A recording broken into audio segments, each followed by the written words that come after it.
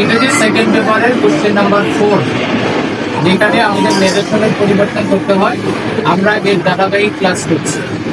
আজকে আমরা শিখব হচ্ছে ক্লাস থেকে যে ইন্টারগেটিভ সেন্টেন্সের ডাইরেক্ট স্পিচ থেকে ইনডাইরেক্ট স্পিচে পরিবর্তন।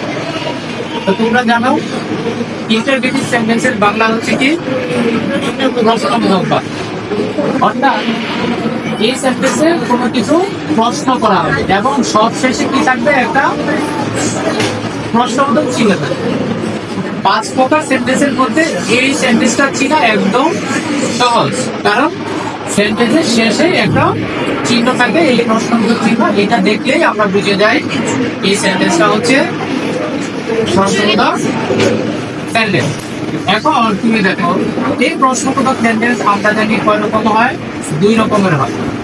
একটা হচ্ছে কি সাহায্যকারী বাদ যুক্ত, সাহায্যকারী বাদ যুক্ত, সাহায্যকারী বাদ দিয়ে। একটা শুরু হয় সাহায্যকারী বাদ দিয়ে, আরেকটা শুরু হয় কি WH ওয়ার্ড দিয়ে।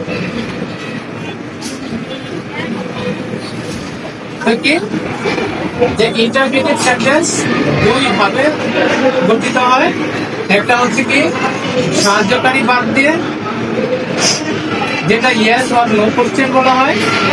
আর দ্বিতীয়টা হচ্ছে WH ওয়ার্ড, যেটা শুধু ইয়েস অর নো কোশ্চেন দিয়ে কি করা যায় না, প্রশ্নের উত্তরটা দেওয়া যায়। তো এই দুইটা সেন্টেন্স, দুইটার শেষেই আমাদের কি থাকবে, প্রশ্নবোধক চিহ্ন থাকবে। এখন চলো এই যে ইন্টারগেটিভ সেন্টেন্স আমরা ডাইরেক্ট থেকে ইনডাইরেক্ট পরিবর্তন করার সময় আমরা কি লিখব, সেড অথবা যদি সেড থাকে তাহলে এটা হবে কি সেড, অথবা সেড টু থাকলে আমরা লিখব কি ASKED, আস্ক। অর্থাৎ আমরা যদি সেন্টেন্সে সেড অথবা সেড টু পাই ডাইরেক্ট স্পিচে, এটাকে ইনডাইরেক্ট করার সময় আমরা এটার মধ্যে পরিবর্তন করে আস্ক ব্যবহার করব। আমরা কি ব্যবহার করব, আস্ক ব্যবহার করব। এরপরে আরেকটা জিনিস, যে ইনভার্টেড কমা, ইনভার্টেড কমা থাকলে এই ইনভার্টেড কমার পরিবর্তন হয়ে আমাদের বসাতে হবে ইফ। যদি কি হয়, এটা ইয়েস অর নো কোশ্চেন হয়, ঠিক। আর অথবা WH ওয়ার্ড,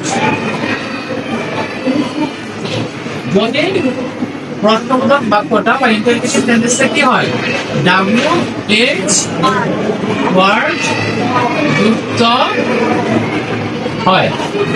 কারণ আমরা জানি ইন্টারগেটিভ সেন্টেন্স 2 রকম ভাবে গঠিত হয়। অর্থাৎ ইয়েস অর নো কোশ্চেন মানে সাহায্যকারী ভাগ দিয়ে, আর দ্বিতীয়টা হচ্ছে WH ওয়ার্ড দিয়ে। তো এখন যদি দেখি আমরা সাহায্যকারী ভাগযুক্ত সেন্টেন্স পাই, তাহলে এইখানে আমরা ইনভার্টেড কমার পরিবর্তে কি বসাবো, ইফ। কি বসাবো, ইফ।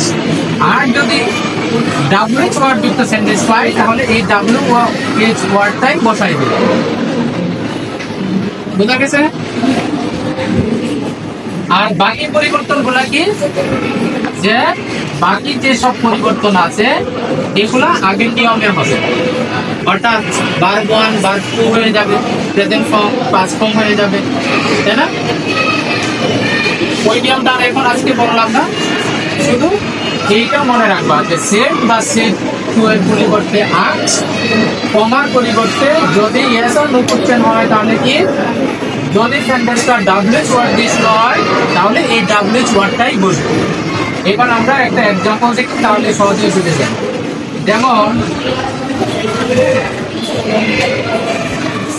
এক্সাম্পল, হ্যাঁ, এক্সাম্পলটা কি দেখি, the whole then said can you give me some food? দেখো এটা একটা প্রশ্নবোধক বাক্য। এই প্রশ্নবোধক বাক্যটা আমরা কিভাবে করলাম, সবশেষে প্রশ্নবোধক চিহ্ন আছে, সেজন্য বুঝে গেলাম যে এই সেন্টেন্সটা হচ্ছে কি ইন্টারগেটিভ সেন্টেন্স। সেন্টেন্সটা কি ইন্টারগেটিভ। এবার ইন্টারগেটিভ তো দুই রকম হয়। কি রকম? দুই রকম। একটা হচ্ছে সাহায্যকারী ভার্ব দিয়ে ইয়েস অর নো কোশ্চেন, আর একটা হচ্ছে ডাব্লিউএইচ দিয়ে। এবার তুমি দেখো এই সেন্টেন্সটার শুরুতে কি আছে?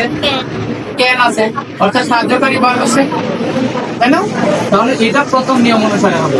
এটাকে যদি আমরা ইনডাইরেক্ট করি, হ্যাঁ, তাহলে তুমি দেখো দা ওল্ড ম্যান, সেটার পরিবর্তে কি বসাবো? কি বসাবো?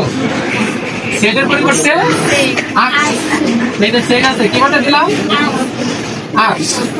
এরপরে কি ইনভার্টেড কমার পরিবর্তে কি বসাতে হবে? কি বসাতে হবে? হ্যাঁ, না যেহেতু হ্যাঁ ইফ ইনভার্টেড কমার পরিবর্তে ইফ, কারণ এটা সাহায্যকারী ভার্ব দিয়ে সেন্টেন্সটা শুরু হয়েছে। এবার তুমি দেখো এখানে একটু পরিবর্তনটা আছে।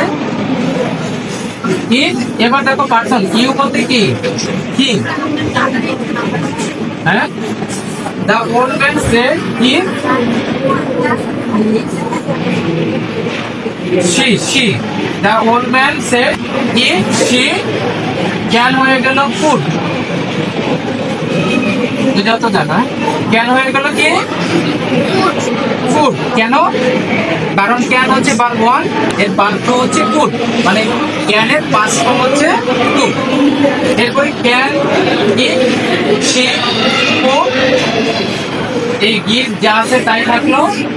মি বলতে বৃদ্ধ লোককে বোঝাচ্ছে, তো বৃদ্ধ লোকের প্রনাউন হচ্ছে কি me some food. Full stop দিয়ে দিলাম।